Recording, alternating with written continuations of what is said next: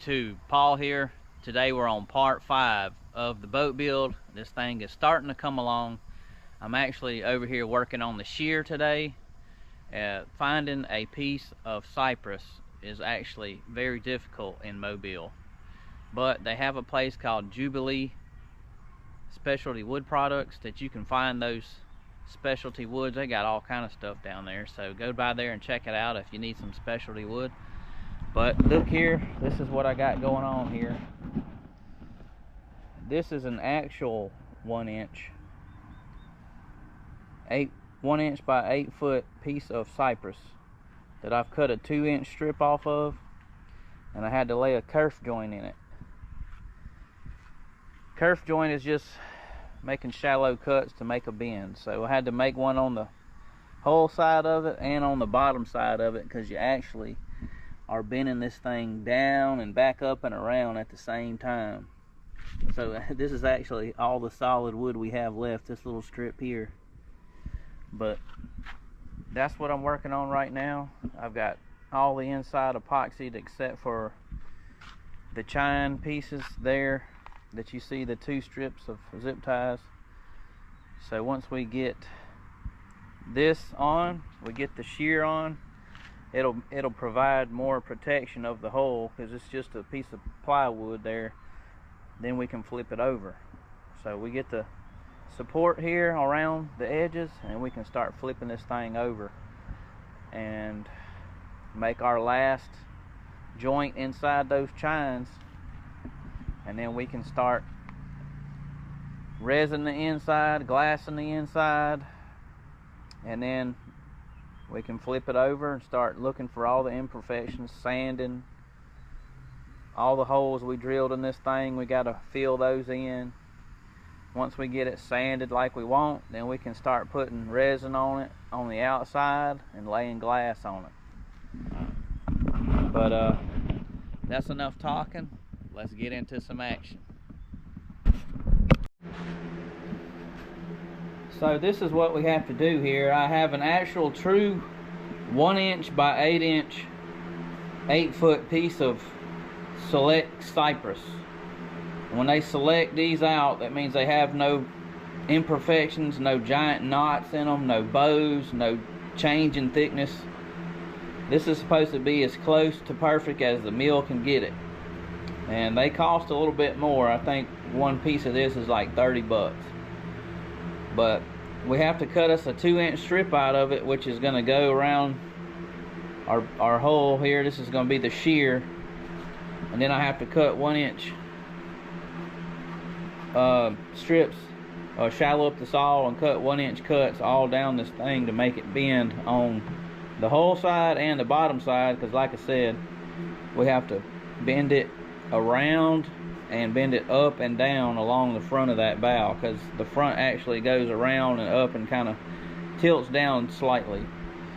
So that's where we are with that.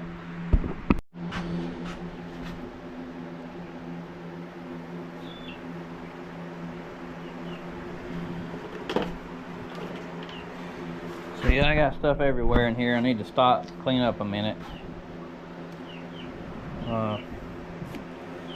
Make my 1 inch marks here.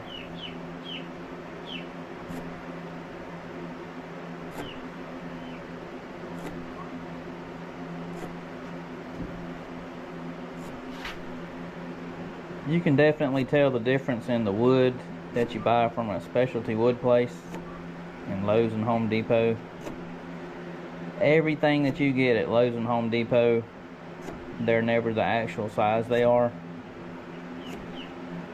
And I guess it's because they get sanded or something. Like, man, that's a lot of sanding. Sanding almost a 1/4 inch off or something. But there we go. That is going to be our 2 inch mark here, our strip mark. Cut that out, and then we'll come back and make our kerf cuts. This is going to take forever, but I tried heating it up. I actually broke a piece, and it's too expensive to be breaking, so this is what I'm going to do. I'm just going to fill in the cracks with resin. When you bend them, you don't have a whole lot of crack there anyway, so we'll just go back over with some epoxy and some resin, fill them in, sand them down. You won't even know that you had a kerf joint in it. So I got a kerf joint carved in on the bottom and kerf joint cut in on the side where the hole is, and this will give me my bend around the hole, and when I start to kind of go down toward the front, it'll give me that bend that I need to go toward the nose. See if I can't get this thing put on with some clamps and some screws with some fender washers, kind of like I did over there. What is going on, YouTube? Paul here. We're on part 5 of the skiff build. I got my skids laid down behind me horizontally, which means today is the day I'm going to flip this boat over, check it out, see what the bottom looks like. And this is going to be the first time I've seen it since I started this thing. I got about 55 hours in it so far. The rain has kind of kept us back from progress. Inside my little shed there, it's about 16 by 16, and it's just enough room for me to work on it inside of there, but it does get tight, so I'm very glad to get this thing out today. I'm gonna look at it, see how the lines are, just look at it from a different perspective. So stay tuned, let's get into it.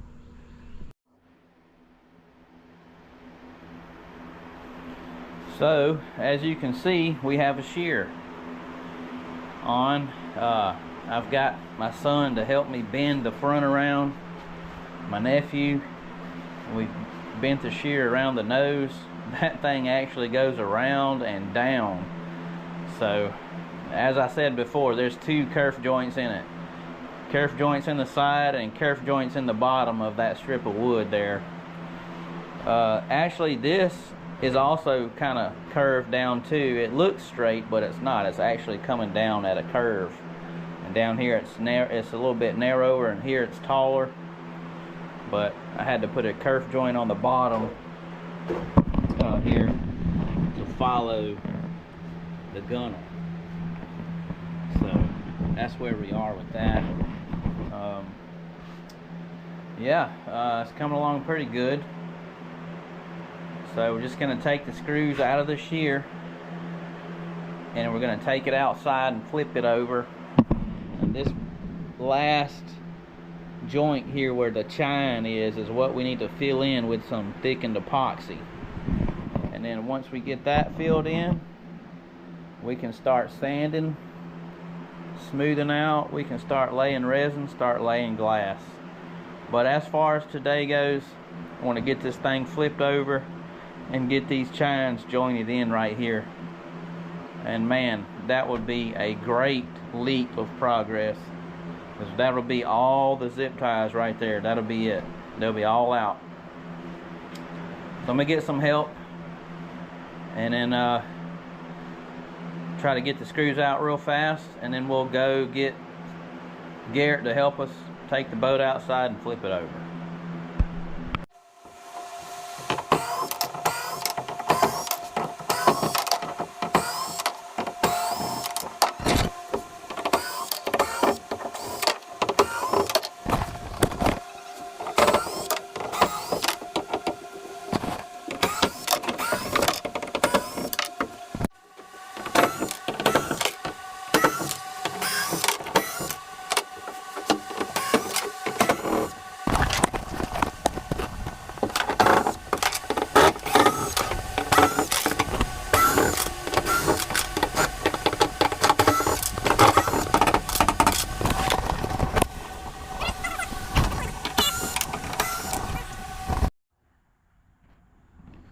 Here's just a view of the rear of the boat,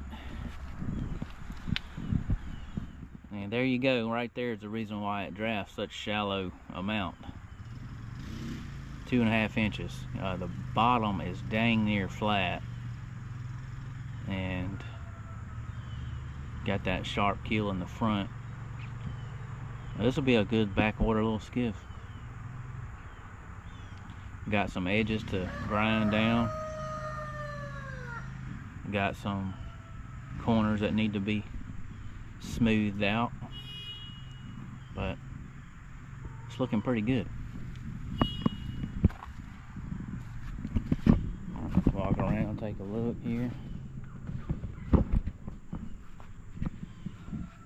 Gonna fill the shear in with some epoxy, some resin, smooth it down real good. It's gonna work out just fine. So here's a view of the boat upside down. I think I can work with that, fellas. I got some spill out there in the keel, but that's good. That lets me know that it got filled in all the way, and this is gonna work out good. I mean, this looks very nice. I have some minor sanding on the edges to do. I had this big gap here I was worried about filling, but it is definitely filled in. Got the shear to fill in all them cuts, but it is definitely gonna work out. This chine line here, we're gonna cut, we're gonna fill it in first, skip every zip tie, and then we'll come back. We'll cut the zip ties out, and then we'll fill in where they were. Then we'll start sanding in, filling in.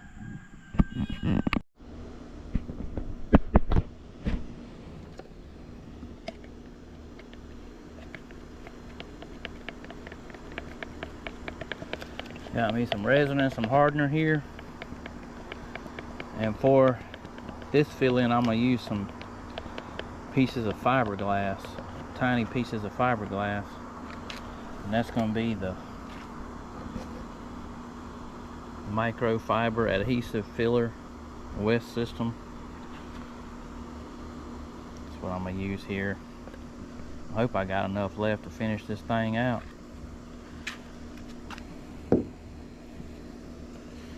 Kind of make a thickened epoxy with them microfibers, and it's good for gap filling. Like up there, I'm gonna have to fill that in, and yeah, let's get to it.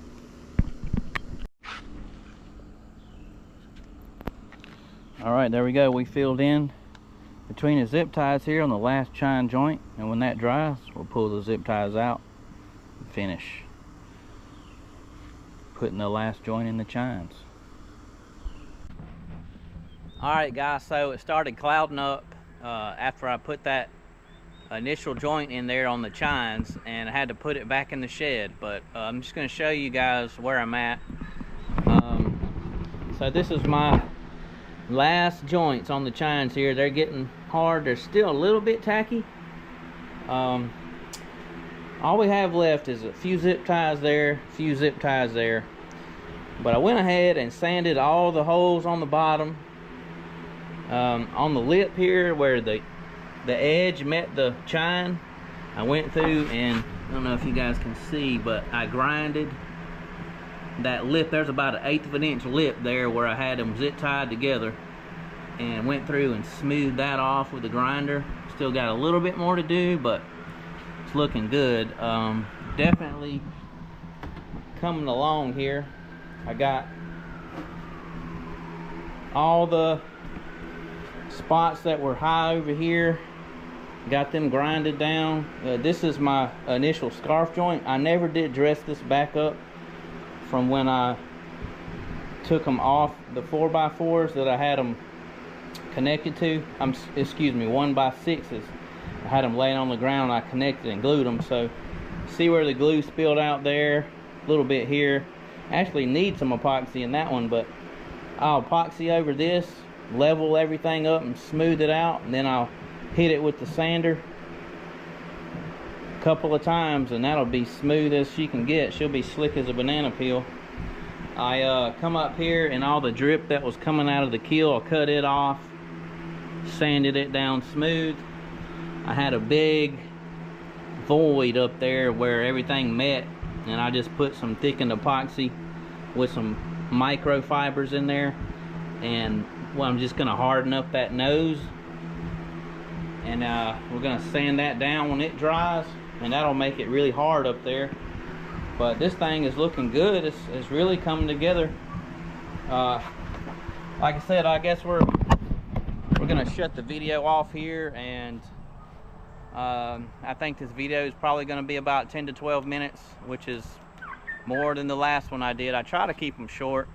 Try not to let them run on too long, but I'll just keep doing 10 to 15 minute videos on this thing until it's finished. So thank you guys for watching, and I'll see you on the next one.